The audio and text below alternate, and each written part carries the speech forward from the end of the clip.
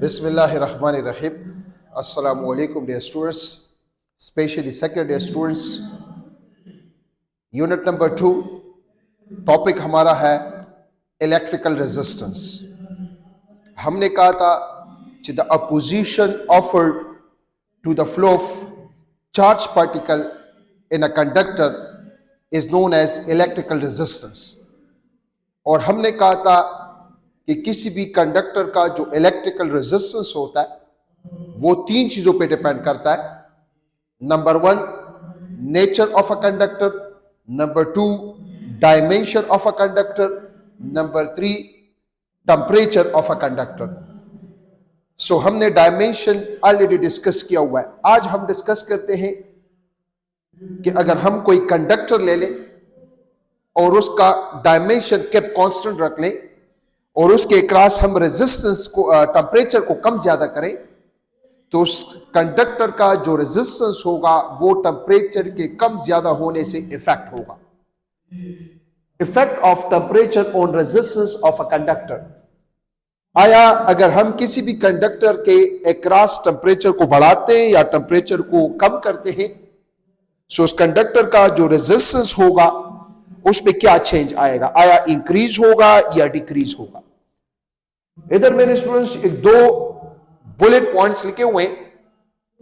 कम से कम हमें इतना पता है स्टूडेंट्स कि किसी भी कंडक्टर का जो इलेक्ट्रिकल रेजिस्टेंस होता है वो टेम्परेचर की वजह से इफेक्ट हो सकता है या इफेक्ट होता है. अब इंक्रीज होता है या डिक्रीज होता है इसको डिस्कस करते हैं. The resistance of conductor means metal increase with increase in temperature. किसी भी कंडक्टर के अक्रॉस अगर आप टेम्परेचर में इजाफा करते हैं तो टेम्परेचर के इजाफा होने से कंडक्टर का जो रेजिस्टेंस होता है उसमें इजाफा होता है. Sir how? फॉर एग्जांपल ये हमने एक कंडक्टर लिया हुआ है जिसमें ये ब्लैक आपको नजर आ रहे हैं, ये हमारे पास एटम्स है और ये रेड इलेक्ट्रॉन्स है. अब अगर फॉर एग्जांपल इसको मैं positive terminal of the battery और इसको negative terminal of the battery के साथ अटैच करता हूं सो मैंने इस कंडक्टर के क्रॉस पोटेंशियल लगाया. अब अगर देखा जाए लेट सपोज एक कांस्टेंट टेम्परेचर पर रेजिस्टेंस आर होगा, कांस्टेंट रेजिस्टेंस आर. जब ये इलेक्ट्रॉन मूव करते हैं तो ये इलेक्ट्रॉन आपस में भी कोलिजन करते हैं और ये इलेक्ट्रॉन इन लेटेस्ट एटम्स के साथ भी कोलिजन करते हैं जिनकी वजह से अपोजिशन का सामना होता है इलेक्ट्रॉन के फ्लो को. और इसी अपोजिशन के सामने को हम नाम देते हैं रेजिस्टेंस. अब अगर फॉर एग्जांपल इस कंडक्टर के क्रॉस में टेम्परेचर को बढ़ाता हूं तो टेम्परेचर के बढ़ाने से ये जो एटम्स है इनकी वाइब्रेशनल काइनेटिक एनर्जी इंक्रीज हो जाती है. जब vibrational kinetic energy increase in atoms की as well as in electrons की तो ये जो हमारे पास इलेक्ट्रॉन्स है इनका इन एटम्स के साथ, देखिए एटम्स जो है वो लार्ज एम्पलीट्यूड के साथ वाइब्रेशन परफॉर्म कर लेता है. जब एटम लार्ज एम्पलीट्यूड के साथ वाइब्रेशन स्टार्ट कर लेता है सो इलेक्ट्रॉन के साथ ज्यादा टकराता है, उसके मोशन को ज्यादा अपोज करता है जिसकी वजह से उनका फ्लो कम हो जाता है, उनका स्पीड इफेक्ट हो जाता है तो रेजिस्टेंस क्या हो जाता है वो बढ़ जाता है. और जब मैं टेम्परेचर को कम करता हूं so the vibrational kinetic energy of the atoms decrease, collision of electron with the amplitude of the atoms decrease. Electron का कोलिजन एटम के साथ डिक्रीज, इजीली फ्लो कर सकते हैं, रेजिस्टेंस कम. तो किसी भी मेटालिक कंडक्टर का जो इलेक्ट्रिकल रेजिस्टेंस होता है वो टेम्परेचर के बढ़ाने से रेजिस्टेंस बढ़ता है और टेम्परेचर के डिक्रीज करने से रेजिस्टेंस डिक्रीज होता है. दूसरी बात, the resistance of electrolytes, insulators, semiconductors decrease with increase in temperature. 2 बातें याद रखें. जो मेटालिक कंडक्टर्स है, जो मेटल्स है, उनका रेजिस्टेंस के साथ, उनका टेम्परेचर के साथ और रेजिस्टेंस का आपस में डायरेक्ट रिलेशन है. टेम्परेचर के बढ़ने से रेजिस्टेंस बढ़ता है और टेम्परेचर के कम करने से रेजिस्टेंस कम होता है. लेकिन जो इलेक्ट्रोलाइट सॉल्यूशंस है, सेमीकंडक्टर्स है, इंसुलेटर्स है, इनके अक्रॉस अगर आप टेम्परेचर को बढ़ाते हैं तो इनके अक्रॉस रेजिस्टेंस कम हो जाता है और जब टेम्परेचर को कम करते हैं तो रेजिस्टेंस बढ़ता है. Sir how? या आगे डिस्कस करते हैं. Consider a conductor of resistance R0 at a temperature of 0 degree centigrade. हमने एक मेटालिक कंडक्टर लिया जिसका इनिशियल टेम्परेचर है 0 degree centigrade, initial temperature is R not means resistance at 0 degree centigrade. अगर हम टेम्परेचर को बढ़ाते हैं तो temperature at temperature T the resistance is RT, so the change in resistance में चेंज आ जाता है। कौन से टेम्परेचर पर? चेंज इन टेम्परेचर पर। सो मैथमेटिकली हम कह सकते हैं कि the change in resistance is directly proportional to the initial resistance of a substance. अगर दो सब्सटेंसेस है, दोनों के डिफरेंट नेचर्स है और दोनों को हम फॉर एग्जांपल 0 डिग्री सेंटीग्रेड पर लेते हैं, तो दोनों के अगर देखा जाए जो रेजिस्टेंस होंगे वो डिफरेंट होंगे। अगर इन दोनों को हम टेम्परेचर देते हैं तो जिस सब्सटेंस का इनिशियल रेजिस्टेंस ज्यादा उसमें चेंज भी ज्यादा आएगा, और जिस सब्सटेंस का, जिस मेटल का, जिस कंडक्टर का इनिशियल रेजिस्टेंस कम, उसमें चेंज इन रेजिस्टेंस भी कम। If we take two conductors and give same heat to rise same temperature, जिस कंडक्टर का इनिशियल रेजिस्टेंस ज्यादा उसमें चेंज इन रेजिस्टेंस भी ज्यादा आएगा, और जिस कंडक्टर का इनिशियल रेजिस्टेंस कम उसमें चेंज इन रेजिस्टेंस भी क्या होगा? वो कम आएगा। It means the change in resistance of a metallic conductor is directly proportional to the initial resistance of conductor. Greater the initial resistance of the conductor, greater will be the change in resistance. Small the initial resistance of the conductor, small will be the change. इसका मतलब है जिस conductor का, ये दो conductors है eight same temperature, अगर इनका इनिशियल रेजिस्टेंस डिफरेंट है तो इनमें चेंज इन रेजिस्टेंस भी डिफरेंट आएगा विद चेंज इन टेम्परेचर। अगर रेड है, इसका रेजिस्टेंस है 1 ओम 0 डिग्री सेंटीग्रेड पर, और इसका है 10 ओम, तो चेंज इन रेजिस्टेंस पर सेम अगर मैं टेम्परेचर दे दूं तो सेम टेम्परेचर के देने से अगर देखा जाए इसका इनिशियल रेजिस्टेंस ज्यादा तो इसमें चेंज इन रेजिस्टेंस ज्यादा, इसका इनिशियल रेजिस्टेंस कम तो इसमें चेंज इन रेजिस्टेंस कम। नो सिंपल याद रखें, the change in resistance of a metallic conductor is directly proportional to the initial resistance of a conductor. This is equation 1. दूसरी बात, the change in resistance is directly proportional to the change in temperature. जितना temperature में change ज्यादा आएगा उतना change in resistance of the metallic conductor ज्यादा आएगा। अगर टेम्परेचर को जितना हम बढ़ाते हैं उतना रेजिस्टेंस बढ़ता है, जितना टेम्परेचर अक्रॉस द कंडक्टर कम करते हैं उतना रेजिस्टेंस में कम चेंज आएगा या डिक्रीज आएगा। So the change in resistance is directly proportional to change in temperature. Combine equation 1 and equation 2, so we will get change in resistance is proportional to R naught delta T. Proportionality को खत्म करने के लिए हमने क्या डाला? Constant डाला, and this constant where alpha is constant of proportionality which is called coefficient of resistance. ये जो अल्फा है स्टूडेंट्स, इसको हमने नाम दे दिया coefficient of resistance. Sir what is coefficient of resistance? इसको डिस्कस करते हैं। ये जो अल्फा है, अल्फा को मैं लिख सकता हूं कि alpha is equal to delta R. अगर देखा जाए दो पैरामीटर इधर आके divide, so alpha is equal to delta R divided by R not delta T. What is alpha? Where alpha is temperature coefficient of resistance which shows the nature of a conductor, जो कि हमें किसी conductor के nature के बारे में बताता है। It means also depend upon the change in resistance, also depend upon the nature of the metallic conductor. Alpha is defined as the fractional change of resistance of a substance per Kelvin is called temperature coefficient of resistance. Alpha क्या है students? Delta R means change in resistance. R naught means initial resistance.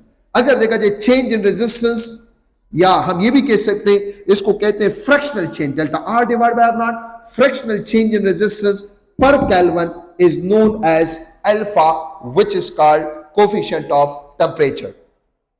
अब अगर for example let's suppose students, ये हमारे पास कोई भी wire है जिसका इलेक्ट्रिकल रेजिस्टेंस है let's suppose 5 Om.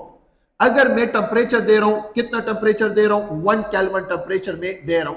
So 1 kelvin के टेम्परेचर से इसका रेजिस्टेंस बन जाता है 5.5 ओम। The change in resistance will be how much? Change in resistance will be 5.5 minus 5. The change in resistance will be equal to 0.5 ohm. अगर मैंने find करना है किस चीज को? Fractional change in resistance per kelvin, जिसको हम अल्फा का नाम देंगे। सो जो फ्रैक्शनल चेंज इन रेजिस्टेंस होगा वो होगा delta R which is equal to 0.5 divided by initial resistance which is 5 multiply temperature 1, so 0.5 divided by 5, ये हो जाएगा 0.1 per kelvin and this is called alpha.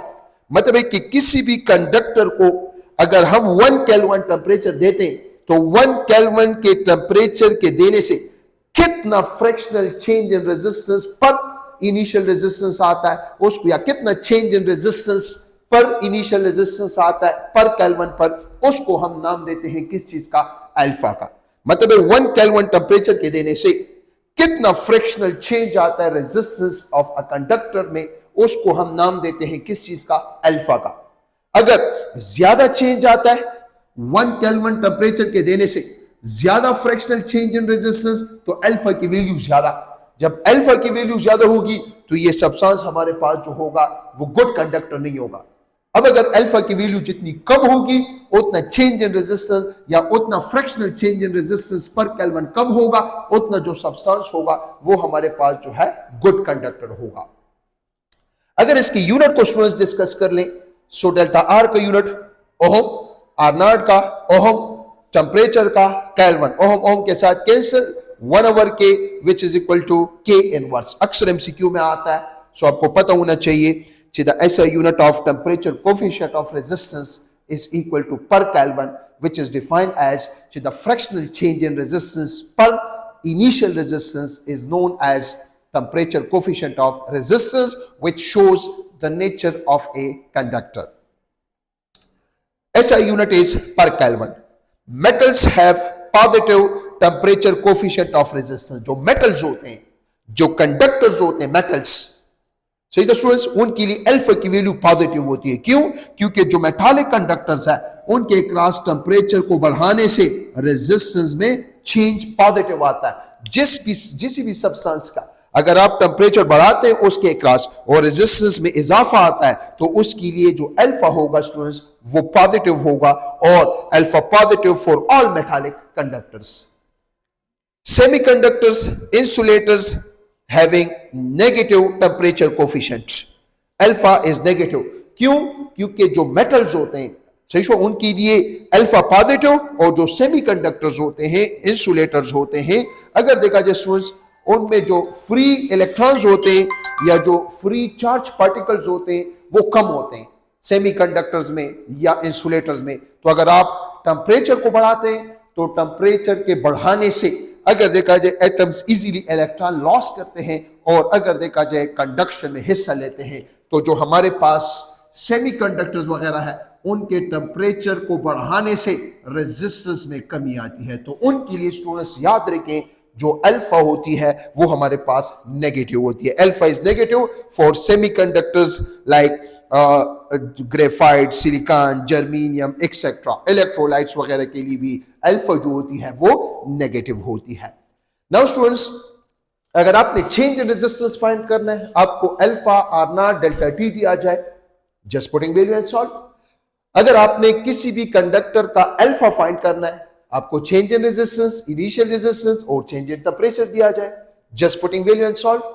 Now अगर देखा जाए इस फार्मूले को मैं लिख सकता हूं, delta R is equal to alpha R not delta T. Delta R means change in resistance. No, change in resistance means resistance at temperature T minus resistance at 0 degree centigrade is equal to alpha R not delta T. ये minus है, उधर जाके plus, इन दोनों में से are not common ले लें। सो resistance of any metallic conductor at a temperature T is equal to initial resistance bracket open 1 plus alpha delta t। ये तीन मेन फार्मूलाइज है। किसी भी कंडक्टर का चेंज इन रेजिस्टेंस फाइंड करना हो, किसी भी कंडक्टर का अल्फा फाइंड करना हो, किसी भी कंडक्टर का resistance at particular temperature T find करना हो, so we have 3 formulas. Variation of resistivity with temperature. याद रखें जो रेजिस्टिविटी होती है वो भी 2 चीजों पे डिपेंड करती है, नेचर और temperature, but independent of dimension. As we know that R is equal to rho L by A, और हम और आप जानते हैं कि alpha is equal to delta R divided by R not delta T, which is also written as delta R means resistance at a particular temperature T minus resistance at 0 degree centigrade, initial resistance at 0 degree centigrade, change in temperature.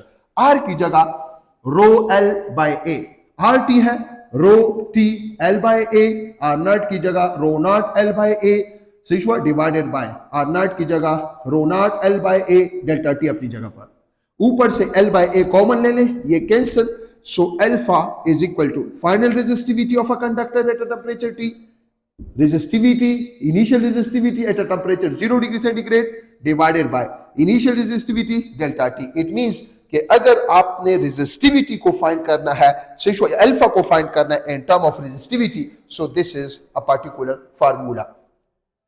Resistivity at a temperature T, so R को replace कर ले रो से, सो R को अगर replace करेंगे रो से, R को replace कर ले रो से, सो ईश्वर बाकी अपनी जगह पर, so resistivity of a metallic conductor at a particular temperature is equal to rho naught 1 plus alpha delta T. और याद रखें अगर आपने चेंज इन रेजिस्टिविटी फाइंड करनी है तो delta rho is equal to alpha, ये हो जाएगा rho naught delta T. So resistivity is also affected by change in temperature. So students, ये हमारा आज का टॉपिक था. किसी भी किस्म का कोई क्वेश्चन हो सो आप लोग पूछ सकते हैं, कमेंट कर सकते हैं. Thank you so much. मिलते हैं नेक्स्ट लेक्चर में. Thank you so much. खुदा हाफिज.